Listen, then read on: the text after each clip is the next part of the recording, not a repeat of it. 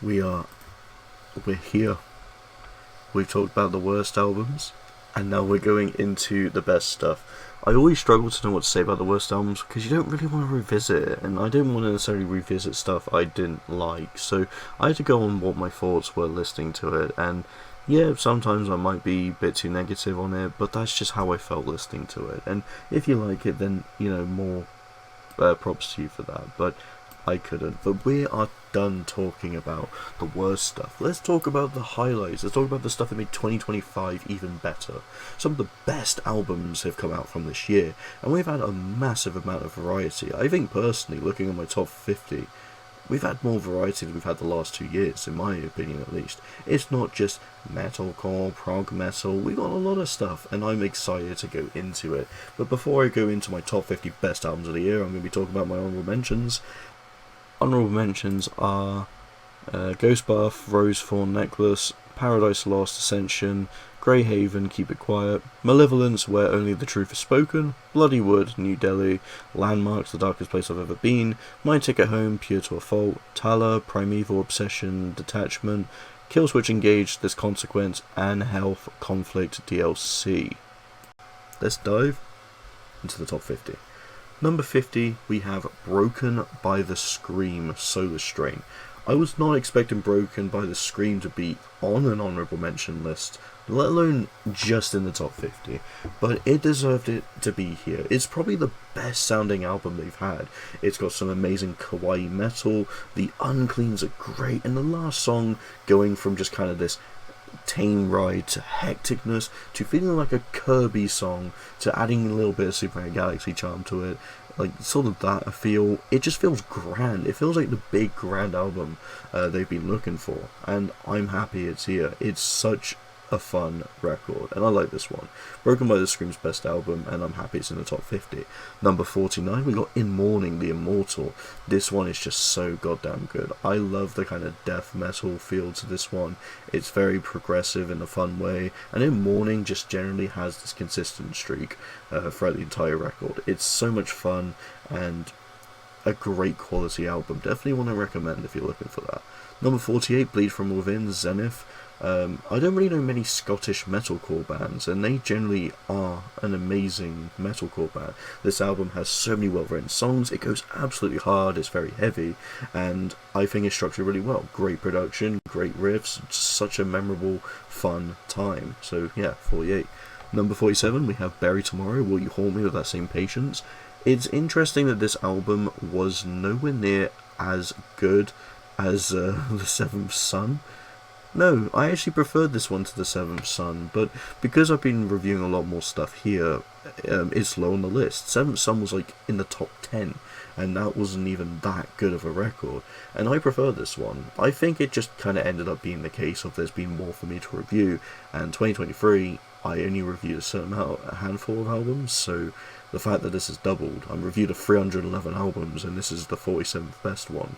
So, yeah, it's really good. Some songs aren't as good as I'd hope, but then you get absolute bangers. I love Villain Arc, that single is just still one of my favourites from Bury Tomorrow's entire discography. Let Go is a great song.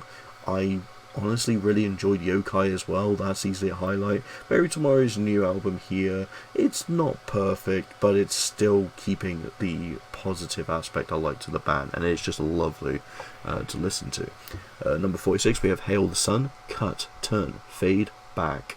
Dance Gavin Dance, but a lot better. That is how I view this band. Hail the Sun, a few songs I don't think hit quite as much. I'm not too big on the ballady stuff, but when they experiment, go into the heavy, proggy, spontaneous, weird feel that, is also labelled Swancore, which actually isn't an original, but whatever you say, Will Swan, this is done better. The fact that Dance Gavin Dance supposedly invented a genre, and this band that's been a big fan of them has managed to make it a lot better. In my eyes, I love this one. It's a very fun album, and one I recommend if you're looking for that Dance Gavin Dance itch to scratch, or if you're not really a fan like me because of the controversies and you struggle to get into the writing of it, then I definitely recommend this one. for sure. At number 45 we have Rivers of Nile, the self-titled album. It's not the best album. The Owls album is definitely my highlight for them, but it's still a very good album nonetheless. It's very fun. It does have a few songs that kind of take a weird turn that doesn't need to be there, but minus that, it's got the energy, it's a good tech death metal album, and that's it. It's just a fun time. It is a top 50 album for that reason. At number 44 we have Ailstorm, the Thunderfist Chronicles. Despite this probably being the weakest album from Ailstorm in my opinion, it's still a fun album, and I think Ailstorm's novelty is one that's, it's up to you if you've been bored with it. If you're not bored with the pirate metal sound, then they do a good job. But if you are, then it makes sense because they've been running their course. It's their 8th album now, and I do like how experimental it is. Some songs I really enjoy. Banana is just such a fun song for sure. The singles have actually been very good. Frozen Piss 2 is just such an amazing lead single. It doesn't feel like it, but it is. Then you also had The Storm, which this one is probably the most mature and normal sounding song from the band, kind of bringing back the feel of their earlier stuff, because as Ailstorm it progressed, they have leaned more into the silly nature of pirate metal. I mean, you had a song called Frozen Piss 2 as the lead single, so what else did you expect? But while that was the case, I loved this album still. It's fun. It does have some weak songs like Goblins Ahoy, which I'm not big on, or Mountains to the Deep, but minus that, it's great. The Thunderfist Chronicles song also being like over 10 minutes, being a long ass Ailstorm song, is very interesting, and it makes sense why this album's short, because you got this longer track. It's still a fun Ailstorm album, but yeah, the novelty is one that does wear off a bit, and this band has normally been like top 10 of the year for me, so this is probably the lowest I've ever ranked an album of theirs. 43 we have Thrice, Horizons West. I prefer this to Horizons East. I feel like it's a more solid, concrete, fun, post-hardcore album with some very good experimental elements to it. I like how hard some songs can get. And yeah, the second half even carries its weight very well. It's a very fun album indeed. Number 42 we have Orthodox, A Door Left Open. I love when metalcore bands just don't care and will absolutely go manic and ham on this. The Door Left Open is such an amazing metalcore record. It just has so much charm to it. The instrumentations just go absolutely hard. The vocals are just so aggressive and meaty. And yeah, this is kind of an example of a metalcore band that just kicks ass. And I love seeing these bands that just do what they want rather than what the mainstream would prefer. Hell yes to that. Door Left Open kicks ass. Number 41 we have Drain Is Your Friend. I was not expecting to like this one as much, but I love the kind of heavy feel to this one. It's just so meaty and menacing, and then you just get one pop punk song to kind of split the sort of anger of it. And then when you go into the final track, I love the fact they go Drain Is Your Friend and ends there. It's such a cool album. I love this one a lot. Yeah, it's really cool. Number 40 we have Exide, Bastard Hymns.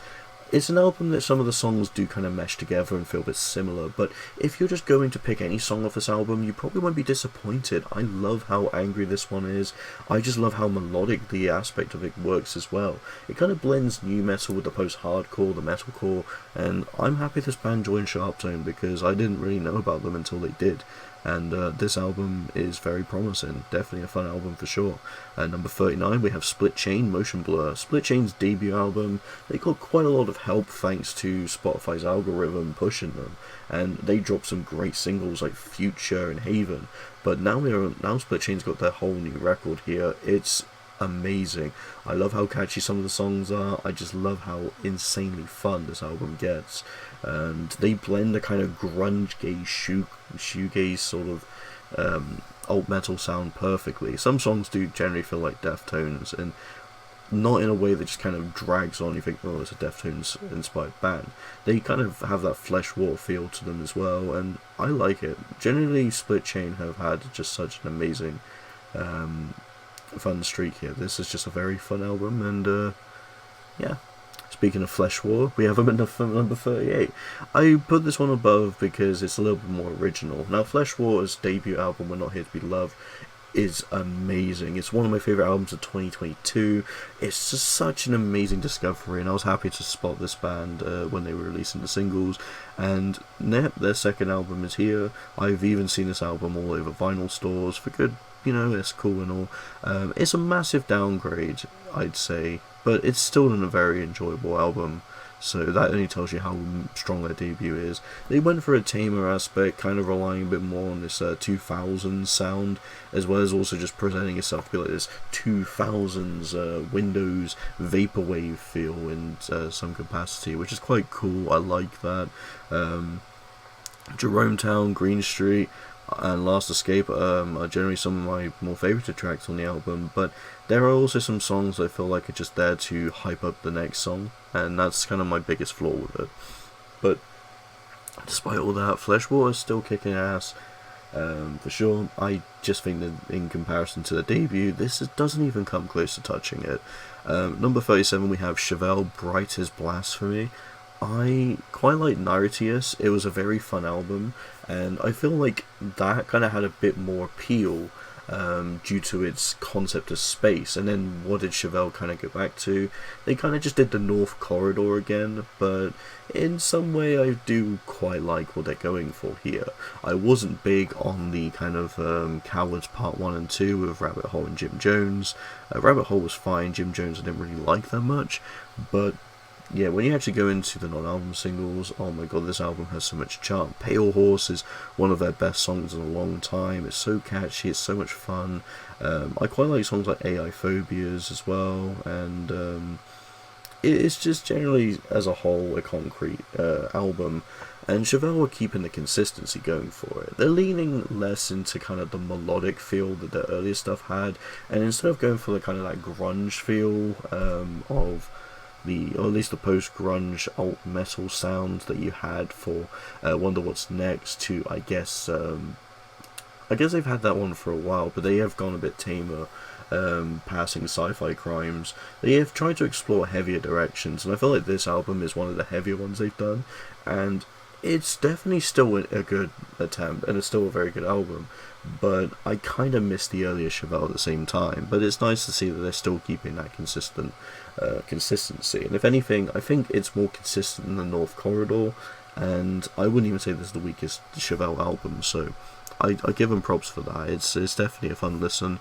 36 we have Starset Silos. This is probably the first time I would say I lowered an album on my list, because I think I definitely overhyped this one compared to how I felt. I mean, I'm going to tell you, a lot of the singles were amazing. Brave New World, Degenerate. I quite like Toxic, despite that one being quite controversial. Dystopia was great. Dark Things is a solid ass track. Wasn't big on Head Over Heels, but Silos is generally one of my favourite Starset songs of all time. And then you had Shattered Dreams, a great cover. Sway is a decent song that's kind of got his own little perky charm to it. And then Ad Astra is just fantastic. I love the fact that a lot of the songs are great, but you've heard most of the album by that point, and the interludes just kind of feel like a way to act like the songs have their own little outros and such, but it doesn't really work in my opinion. I'm just not really that big on it. I just find a lot of the stuff on this release is great, but it didn't really need to be an album. Felt like it was just kind of stretched to being an album when it didn't need to, and it's cool we did get songs like Ad Astra because of it, but I just really at this point feel Starset should have just made this an EP, and then we actually had the fifth album in the works, because that was the plan apparently until became the fifth album. I'm getting tired of the dystopian sound of Starset. We know that that's something that they have talked about a lot. It's been mentioned in narrative for a long time. Divisions was the first time to really rely into this, and Horizons continued that lore on for it, but they've just been milking it so much that I just want to see the space sound back. When we had Waiting on the Sky to Change, that single was grand because it was just a return to space. It was an old classic from Downplay, with Breaking Benjamin featured on it. It was like a massive hype point for Starset, and I definitely did really enjoy Brave New World and some of these other singles, but by the time that so many singles came out, I just wish it was a collection EP, not a collection or album, because yeah, I don't think anyone really listened to this as an album. It's an album that's good, but you might as well just listen to the song separately, as I think it just does a bad job being singles and nothing more. So I've had to lower this one from a 4 out of 5 to a 3.5. It's still an enjoyable Starset album, and I wouldn't even say it's my least favourite, because it's got some impressive moments to it, but as a album narrative wise, I did not like this one much, because it doesn't really have narrative, it's all separate stories. That's why it's called Silos, because it's its own separate things, and I guess it's cool, but come on, when Starset had all the songs link and had all these cool charms, even if Horizons is the weakest album they've done, it did a damn good job of it. Number 35, we have Pupil Slicer Fleshwork. You take Mathcore, you take Sludge, and you take Black Gaze, and you've got just this really interesting creative record. And this is a band that's been inspired by Cat Style Boys, so they have been supporting them, and they are just honestly an underrated British mathcore band. I don't really know many mathcore bands in Britain, but Pupil Slicer generally did a great job with this. And Fleshwork, well, I think the last couple of songs might not be their best work, this album just kicks ass and I love it. Number 34, we have Unprocessed Angel. Unprocessed had literally a very close call being my favourite album of 2023. It lost to Silent Planet, but at one point I even said this was the best album and changed my mind before I did the video. I love Silent Planet's Super Bloom, and Unprocessed and everything in between was the peak of their sound. Now, Angel, in my opinion, isn't even as close to the greatness of that record. The guitars, the vocals, the overall sound, it was so crisp and just so expressive and so unique. Angel just kind of feels like it does elements of that, but loses its touch. The instrumentation sometimes even feels a bit weak, like on songs like Head in the Clouds, which as a whole song I didn't enjoy this one, because Fever 333 Cameo was not enjoyable on it. Even Solaro just felt a bit with Paleface Swiss. The features definitely brought this one down a bit, and when it wasn't that, it was just the songs just kind of felt like standard Unprocessed rather than actually having their unique flair. I loved the singles of this record though, like, well, most of the singles. I love Sacrifice Me. This was probably my favourite song from Unprocessed. 100%. Dark Side and Complete just felt like they were trying to do a Sleep Token song, but they utilised it very well, and I love how aggressive this one got. And then the use of strings and the build up towards the end was just lovely. Snow Lover just kind of felt like a more standard single, but I love the overall feel. The guitars were great.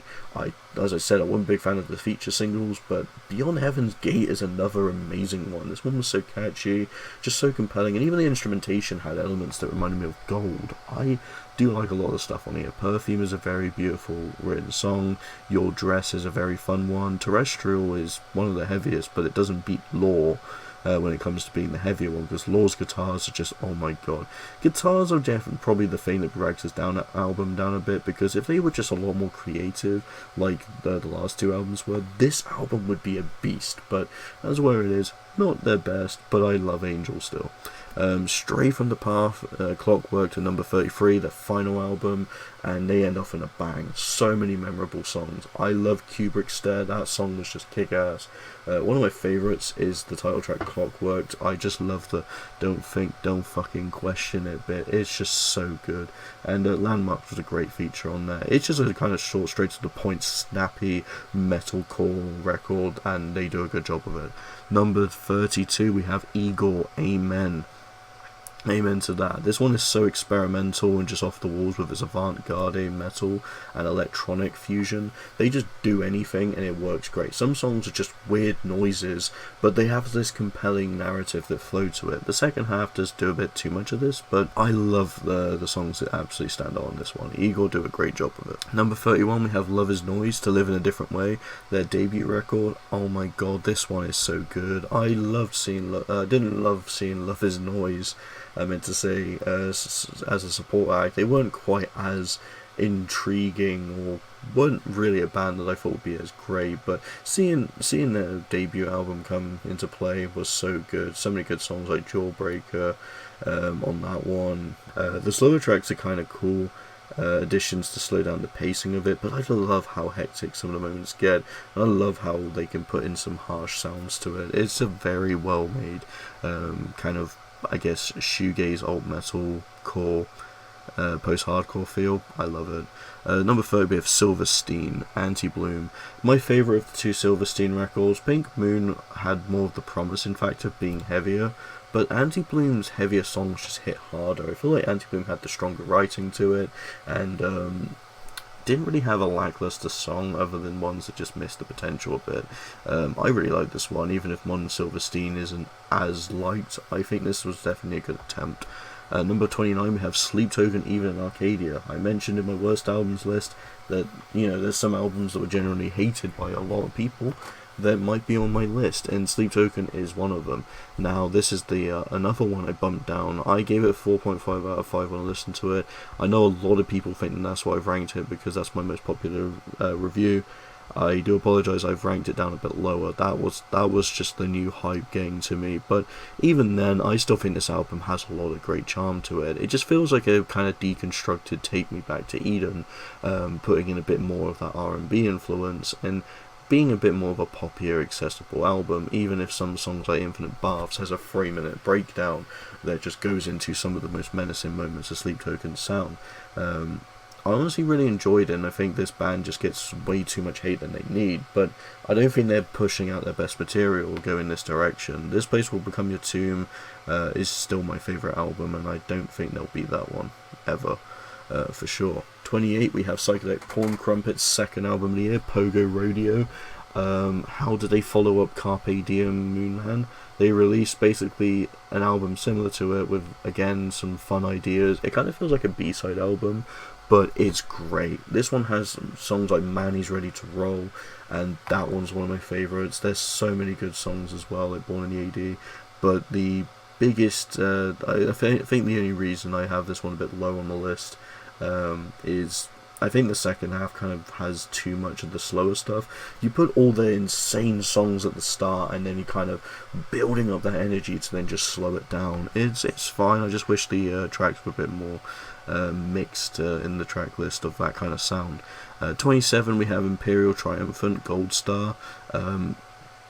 Imperial Triumphant's new album here is just kick-ass. It's fun. They even played, I think they played a few of the songs on piano or had someone to play it, and that's a really cool way to look at some of these songs and the writing. It's a very well-made record, and I think it's definitely triumphant. 26 we have Old Black Era and Rave Immortal, their debut record. This is a drum and bass duo that blends in kind of metal and rock fusion, similar to what Pendulum has been doing. And matter of fact, they even supported Pendulum on the UK Europe tour, so that's pretty sick of them. Old Black Era just has consistency with this record. Some of my absolute standouts is Come Fight Me For It, and Run Rabbit, which I think this one is generally one of the most memorable songs, with just the repetitiveness of Run Rabbit, Run Rabbit, Run, Run, Run.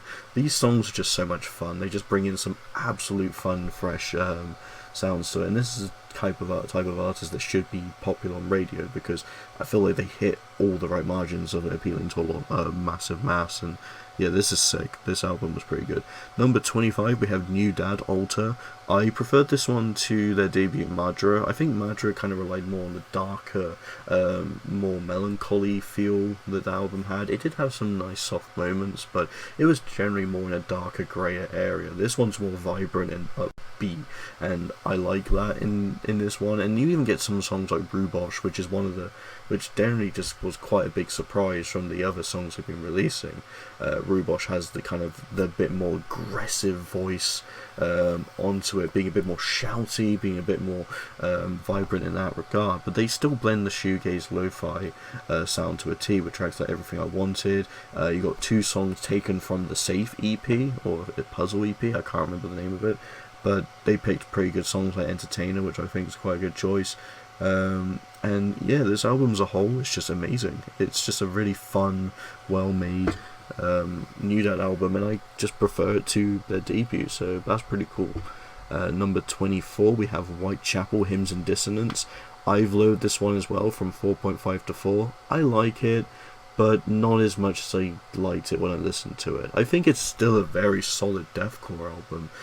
Hymns and Dissonance, the title track, is by far one of the best deathcore albums, best deathcore songs we've had in a while, and it's generally one of my favourite songs of the year. It's so aggressive, so well constructed, and just one of the most insanely produced songs I've heard from Whitechapel. The direction from The Valley and Kin was very different from what we had, but I loved them, and I think they were very important and integral parts of the sound. You get some amazing songs like When a Demon Defiles a Witch or Hickory Creek, which is just some of the absolute highlights of The Valley, and I love that record. And even Kin has stuff like A Blood-Soaked Symphony, Anti-Cure. Like these two albums are great, but now they lean fully back into what is the most heaviest and intense album, with songs like Prisoner 666 being a massive highlight as well.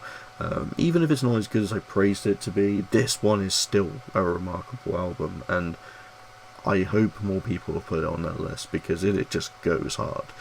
23, we have Testament, Parabellum. Testament is pretty much a thrash metal band, one of the kind of earlier bands of the genre, and they have been killing it. This new record is insane. It brings back that kind of classic energy, but in a modernized sound, and with some of these amazing songs like Infanticide AI, or rather, is just amazing. I love the variety this one gets. It's just fun time, start to finish. Tony, just literally have fun with this fresh album. That's all I can recommend. It's just so good. Number 22, we have the first album of the year by Psychedelic Porn Crumpets, Carpe Diem Moonman. Yep, so both the albums are in my top 30. I mean, why not? They're very well made records. This one I prefer because it's got more variety to it. It's got a bit more on the heavier side, not as much on the lively, upbeat, energetic side, but I love the mixing, and the softer songs appeal a bit more to me on this than the Pogo Rodeo, but that doesn't matter. Both these albums are just amazing, and I'm happy that a lot of people are noticing that, because damn, I'm glad I got to review them. 21, we have... Oh shit. I'm not even joking. I did this last year. Sum 41, I had Sum 41 at 41st album, and that was just by pure coincidence. Welcome to another coincidence. 21 Pilots at 21. Breach. I had Breach a bit higher, but looking back, it's an album I had to drop a bit because as much as I love it, I don't quite go into it as the other 20 albums, but 21 Pilots Breach is by far probably my favourite album of theirs. It's so consistent. Every song just pops in this right way. The rock feel they bring in, they lean more into. I like the heavier energy. City Walls, Drum Show, The Contract. I love the fact The Contract kind of reminds me of a Linkin Park song.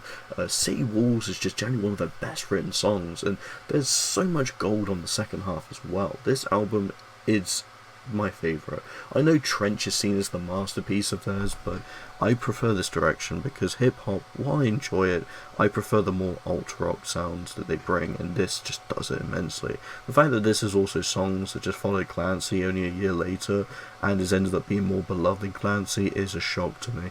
I'm surprised by that as well. Number 20, we have Turnstile, Never Enough. Oh my god, it's never enough. This album is great. Even though it's not glow-on levels of perfect, it's still a very strong album nonetheless. I mean, Never Enough is a single that even grew on me. I didn't like it when I listened to it, but going back, it's definitely a great album opener, and just a great title track album as well. Then you get tracks like Seeing Stars and Birds, which are definitely highlights. Seeing Stars is this 80s alt-rock, alt-disco feel, and I love it. It's so alternative. Birds was just this, kind of the more heavier side that you liked from Glow On brought back. I love the guitars, I love the energy on this one, and this song's so cool that it's nominated for the best metal performance. Yep, that's the second time a non-metal band in a row has been nominated. Not yearly, but the last time they were nominated was also from a single of the previous album, Blackout. I love Blackout, I love Birds. They're probably my favourite songs on the respective albums, but they're not metal. They're not. I love Turnstile, but they're not metal.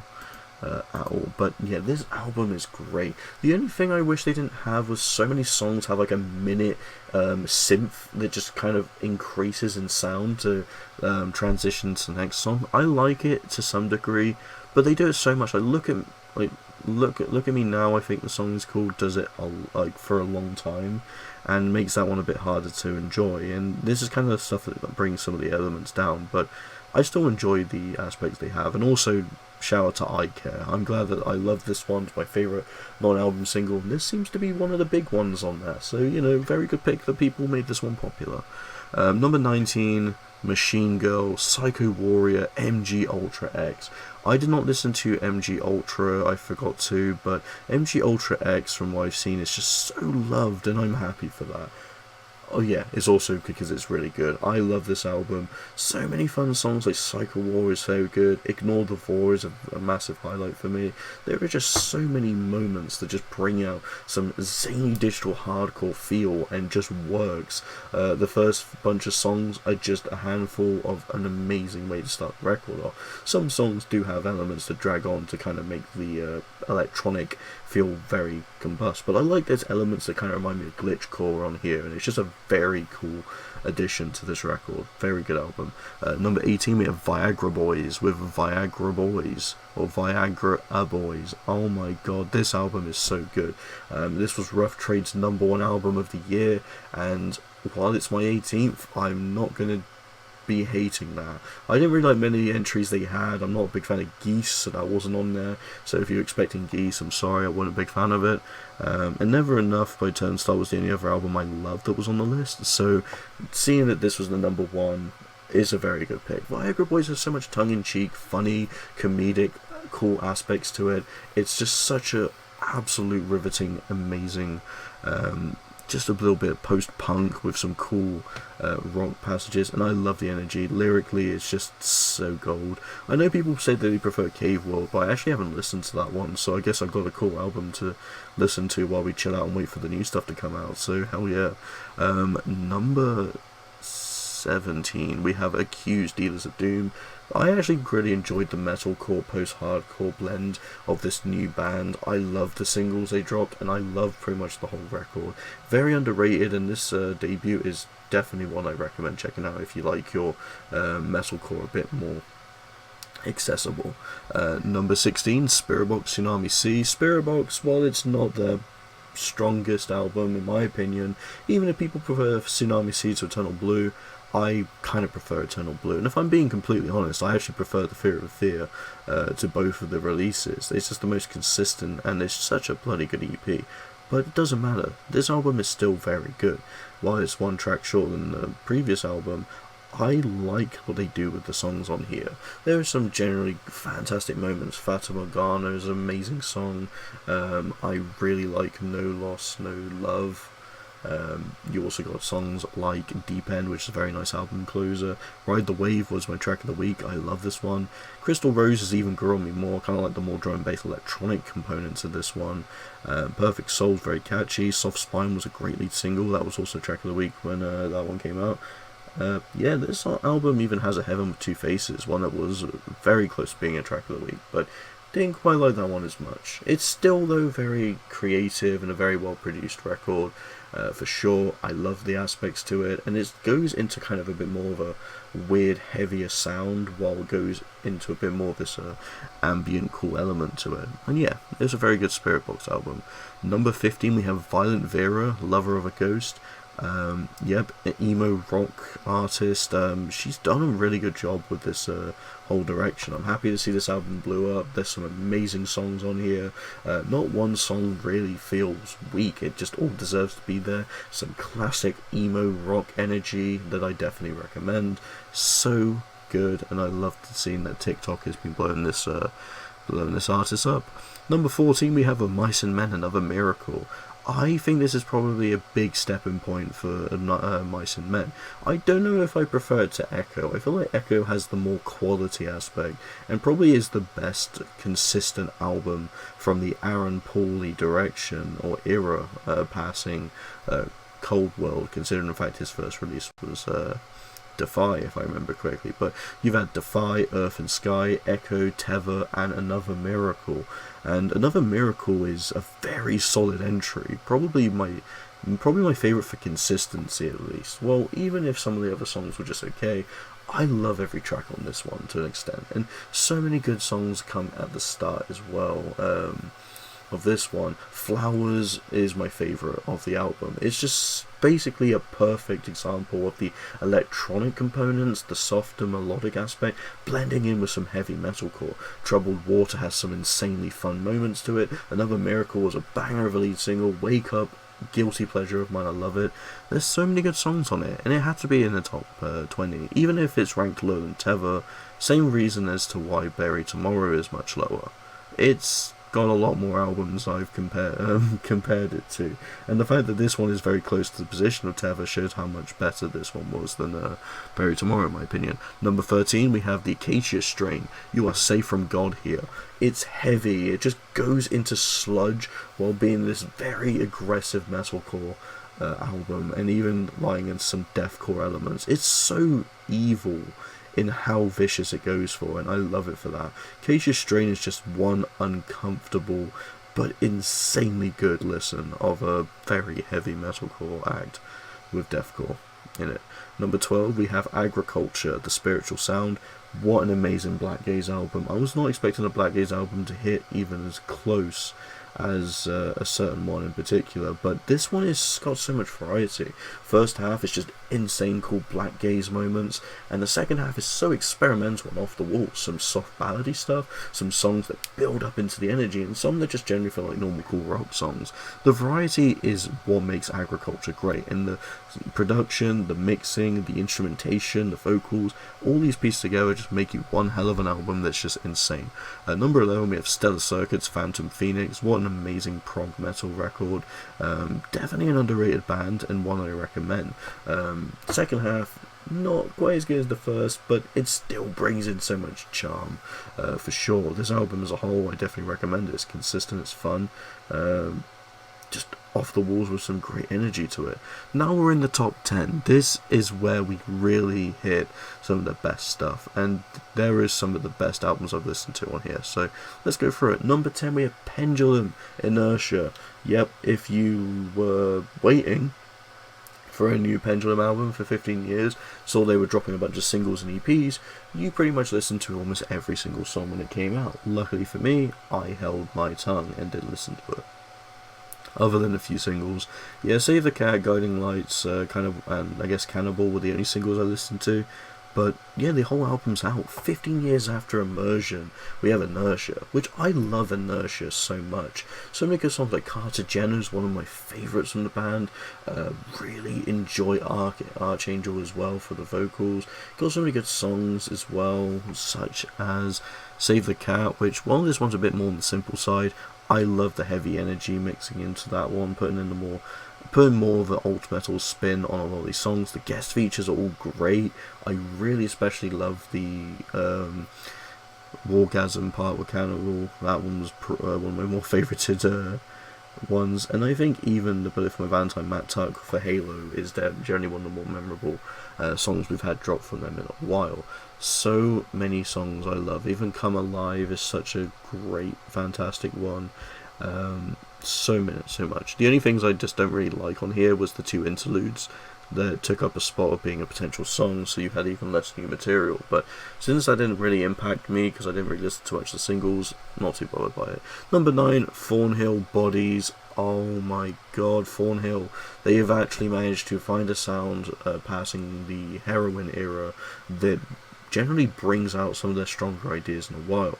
Now, the problem with Thornhill is they peaked with the Darkpool, and since they've ditched that progressive metalcore sound to go for not metalcore, but more of an alternative metal that kind of mirrors bands like Loath, Deftones, a bit of Muse is there. They're giving you a bit more of that spacey, ethereal feeling, with very extravagant vocal performances, passages, choruses, and just instrumentation that can either go really hard, but you know it won't go as hard as something like Coven, which is a little disappointing. But Bodies is generally, if this is the new direction of Thornhill, it's so much better than what we have with Casanova. Casanova's mixing just muddled it, made it feel a bit more of a slog, but this just works great, and Bodies has so many good songs to it. The singles were fantastic.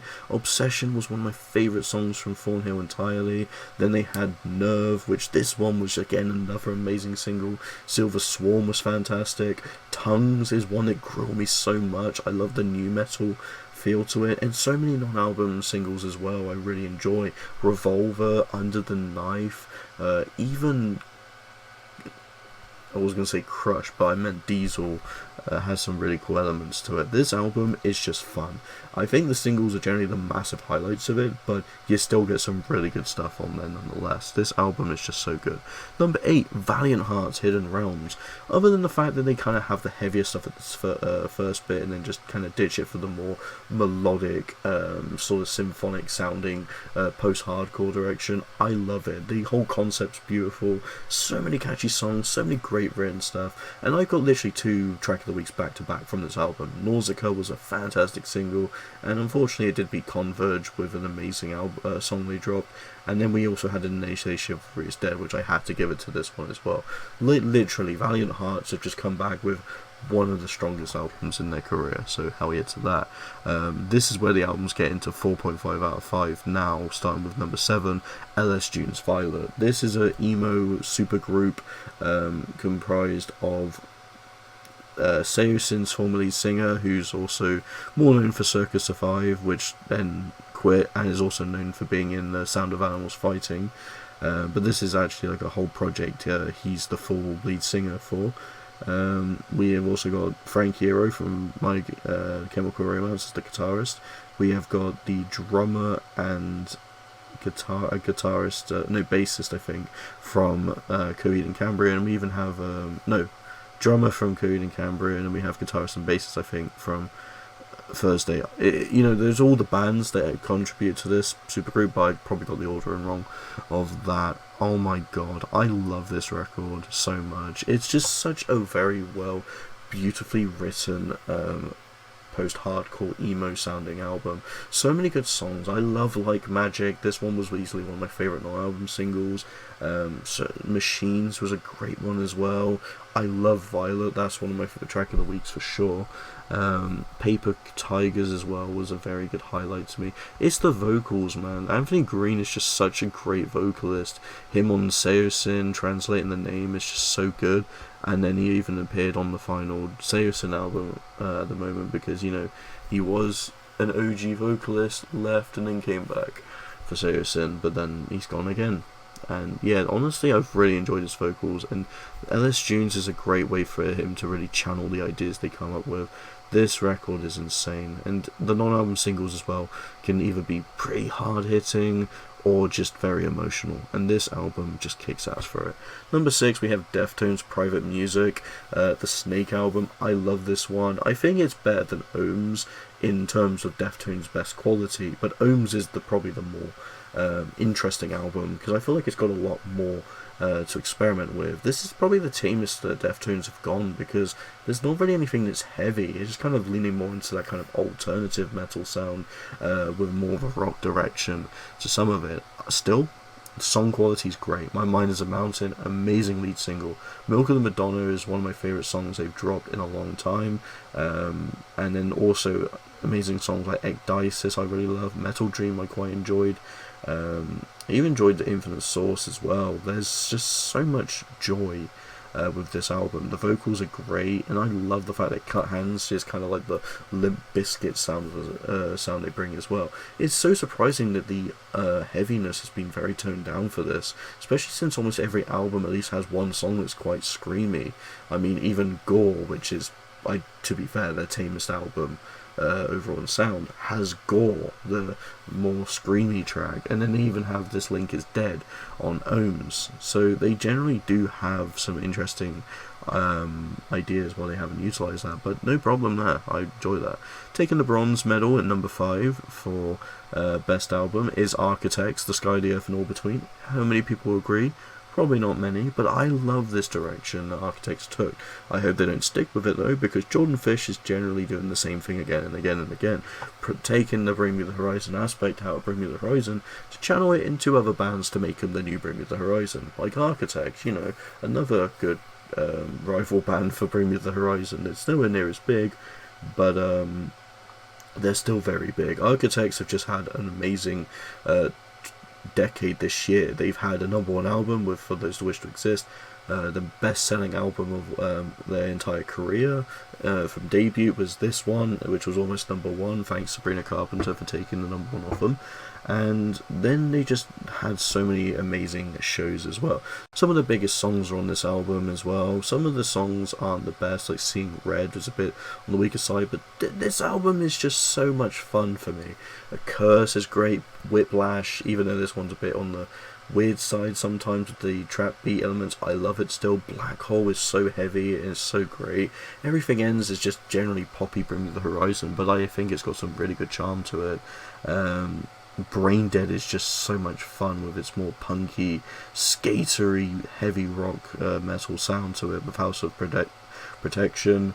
Then the album singles like Elegy is definitely a highlight. Broken Mirror is one of my favourites. Chandelier, Landmines. This album is just gold. I don't really hate anything, and I think it's definitely overhated just for the fact that people want the kind of Holy Hell era of Architects, or the All Our Gods Have Abandoned Us. You know, whatever floats your boat. Taking the silver medal is Psychonaut and #4 with Worldmaker. Psychonaut have brought this post-metal, prog metal album out. Just, I don't really see anyone talk about this until a week later it came out, but oh my god, Psychonaut is insanely good with this album. Worldmaker is just so ethereal. Either it's ethereal or it's just so goddamn heavy, and I love the contrast it brings. It's such a beautifully insane prog metal record, and I love this one to death. Track of the week for me was You Are the Sky. I love the variety. Worldmaker, I think, is the opening track of it. It's just this tame, nice, softer sound before you go into the meat of the record with Endless Currents, I think the song's called. I can't remember. With other singles as well, like Stargazer being a massive highlight. Literally, Psychonaut have just ripped probably their best album in their career with this. It's insane. Gold medal at #3, we have ILO Legacy. One of my favourite prog metal albums of all time. It's so consistent. It's so God, it's like you take the synths of Voyager, the kind of spacey feel, because they got this nice blend of prog metal, pop elements, gent, and just combine it into this absolute ethereal monster. All the songs are so melodic, they have just strong choruses, and everything I loved about Union, which is a very good album for sure and a very good debut, Legacy just improves tenfold. Legacy songwriting is better, stronger, catchier, and just generally more riveting. There's more songs as well, so it has more meat on it. It's just such a almost entirely perfect album. I would have given this a 5, potentially a 5 out of 5, but ILO 4.5 out of 5 seemed absolutely right. I love this one so much. #2, taking the platinum before we get to diamond, is the Callous Cowboys, I Don't Want to See You in Heaven. This is the only time an album change happened from being a lower score to a higher. I underrated this one, whereas I overrated 3 others. Callous Cowboys is one of the most experimental mathcore bands I've seen in a while. This gives me the kind of Dillinger Escape Plan energy, but not necessarily it's heavy. Well, debatably, I love the variety you get. You get this more electronic, softer, poppy, not poppy, but more electronic track, Lemon. I was going to call it Lemon Demon. That's why I said Demon. And then you also get just kind of this nice, just more like post-hardcore feeling song with two-headed trout. Then you get some absolute beastly songs like Douchebag Ferrari, Idiot Temptation Force. You get Full Moon Guidance. There's so much amazing material on here. The guest features are great additions, and the fact that you had a song called Japanese Cowboy, and then this one was pretty much like 14 minutes long, and it's insane, and the runtime doesn't even feel like it drags on. Callous Cowboys album here is just so goddamn good, and I'm happy it's one of the most highly rated albums of 2025, although it should be rated higher because it's just that good. Alright. This album is perfect in my opinion. Like the Opeth one from last year, which was a 5 out of 5, this is the only 5 out of 5 album this year. Perfect, 10 out of 10, whatever you want to call it. This album just ticked all the right boxes in what it did. It's a type of album that I wouldn't even want to put that high, because the genre, as much as I love it, I've never found it to be perfected. I've never known a band to have a big album that a lot of people know to then just one up it. Like, I know a lot of people won't really say that about Metallica. You can't say Metallica, Master of Puppets, that's their best, and while other people might have opinion on that, like Ride the Lightning or something like that being better, that's universally seen as the best Metallica album, and you wouldn't really one up it. Well, take an album that helped bring a lot more popularity to black gaze entirely, with a specific album that, while they aren't the pioneers for it, if you think black gaze, this is probably the first band that comes to your head. Right, well, they dropped their magnum opus back in 2013, one of the most favoured albums of 2013 for metal, for black metal fans, but now 2025, they have dropped an album that's better than that. This is Death Heaven's Lonely People with Power, Diamond Spot #1 album of the year, my album of the year pick. For sure. This album is perfect. I wouldn't change anything. The incidentals are a very nice way to really bring the hype into the album. The single choices were great. Magnolia feels like your standard heavy, fun Death Heaven song, and after the kind of tamer shoegaze approach of Infinite Granite, albeit an amazing album that gets a bit overhated, this is what people wanted to see. It just feels like something you get from New Bermuda entirely, and Magnolia is just such a great lead single. And then you had the second single, Heathen. This is one of my favourite songs in a very long time. This is how you manage to get that perfect blend of melodic into that black gaze feel. The clean vocals for the verses are a very nice juxtaposition before you go into the absolute emotional black gaze screaming with the guitars that just soar through entirely. This track is one of my favourite songs of the year, without a doubt. I'm also going to be doing a track, top 15 tracks, so, you know, this could be probably the best, but that video probably will come out before this anyway. So, yeah, just spoiled up, my favourite song of the year. It's such an amazing record. I mean, not just that, you have tracks like Body Behavior, which has some of the best guitar work from the band, some very unique screaming methods as well, with more growl efforts to it. You get the 7-minute Winona, which just doesn't even drag on, it's just perfect with what it goes for. The Marvelous Orange Tree mirrors the maple tree. I can't remember the name. The Marvelous Tree, the Pecan Tree. There you go, from Sunbather. Like, Sunbather is the other perfect album people like. So the fact that they end this one with a tree as well, and if anything, the Marvelous Orange Tree is better in my eyes. I love this one a lot more. There's not really a 10-minute song that just brings out the energy. There's some longer songs. There's an 8-minute track, Amethyst, which doesn't even drag on. It's so perfect and so beautifully written that I'm glad this album took this approach entirely. Lonely People with Power was just an album that was announced, and I thought nothing more of it. I didn't think, could this be album of the year? It could be a very good album, but then the album came out, and it's perfect. 5 out of 5. I haven't even had any thoughts about giving anything else this a 5 out of 5, because there's minor things that kind of bring each album down from that masterpiece section, but nope, Death Heaven, not even a bit. This, to me, is definitely the true album of the year, 100%. You cannot go wrong with Lonely People with Power, and that is my top 50 albums of the year. This video is a lot longer because I really wanted to go into detail about my picks, but I love talking about my albums I've listened to so much, and it's just been a really fun ride. Now I am making a change, starting off now that after 2025, 2026, I'm going to be ranking stuff a bit differently. I'm not going to be doing 1 is the bottom, it's going to be 0. It makes more sense, so instead, this is how I rank it. A 0 out of 0 is a 0. Makes sense. 0.5 is equivalent to a 1, a 1 is equivalent to a 2, a 1.5 is equivalent to a 3, 2 is equivalent to a 4, 2.5 is equivalent to a 5, 3 is equivalent to a 6, 3.5 is equivalent to 7, 4 is equivalent to 8, 4.5 is equivalent to 9, and 5 is equivalent to 10. The reason I'm doing it this way is because it's an easier ranking system, and I log every album I review onto a list on my album of the year page. I don't really like album of the year because you get people with the same opinions, always liking the same stuff, and often I just find it's got a lot of people who do that, and honestly I disagree. I wish people were a bit more unique in their taste on it, but I use it to log every album online, and that's how I've ranked all my 311 albums. So that's pretty much it. If anyone's actually interested, I do update it in live time when I listen to the album or when I get time to update it, so you have that. But yeah, this has been an insane year.